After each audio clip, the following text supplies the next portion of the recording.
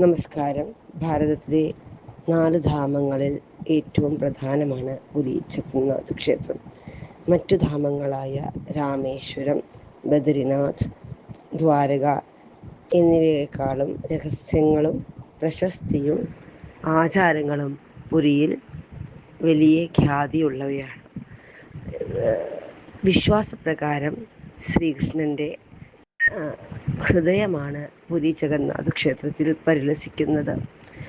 ബദരിനാഥിൽ ധ്യാനരൂപവും, രാമേശ്വരത്തിൽ ജ്ഞാനരൂപവും, ദ്വാരകയിൽ നിദ്രാരൂപവും, പുരിയിൽ ഭോജനം ചെയ്യുന്ന ഭാവത്തിലുമാണ് ശ്രീകൃഷ്ണൻ കുടികൊള്ളുന്നത് എന്നാണ് ഐതിഹ്യം. അതുകൊണ്ട് തന്നെ ഭക്ഷണം വളരെ പ്രിയപ്പെട്ടതാണ് ജഗന്നാഥന്. 51 തരം ഭോജനങ്ങളാണ് 6 നേരങ്ങളിലായി കണ്ണന് ഇവിടെ നിവേദിക്കുന്നത്. അതിൻ്റെ ആ മഹാഭോജനം ചെയ്യുന്നത് കാണുവാൻ തന്നെ വലിയ പ്രാധാന്യമാണ്.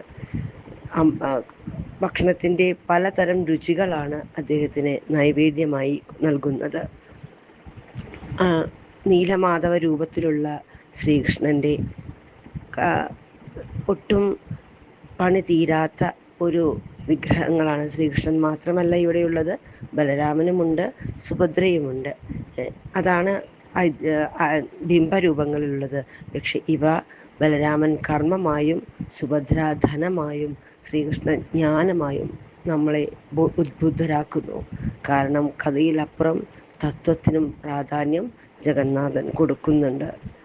കൊടിമാറ്റൽ എന്നൊരു വലിയ ചടങ്ങാണുള്ളത്. ഞങ്ങൾ ദർശിച്ചത് 4 to അല്ലെങ്കിൽ 5:30 to 6 മണിക്കുള്ളിലുള്ള ഒരു കൊടിമാറ്റൽ ചടങ്ങാണ്. അത് വാക്കുകൾ കൊണ്ട് പറഞ്ഞറിയിക്കാൻ വളരെ പ്രയാസമാണ്. കാരണം അത്ര വലിയൊരു ഗോപുരം, 5 പേര് നമ്മളെ മുഖത്തോട് നോക്കിക്കൊണ്ട് പിന്നാമ്പുറം തിരിഞ്ഞുകൊണ്ട് അല്ലെങ്കിൽ മുഖത്തോട് നോക്കിക്കൊണ്ടാണ് നമ്മൾ കോണി കയറുന്ന പോലെയല്ല, തിരിഞ്ഞാണ് അത് കയറിപ്പോകുന്നത്.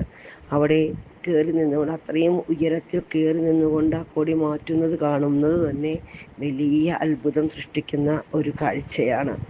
അത് നമുക്ക് നയനാനന്ദകരമാണ്, ഒപ്പം വർണ്ണനാതീതവും.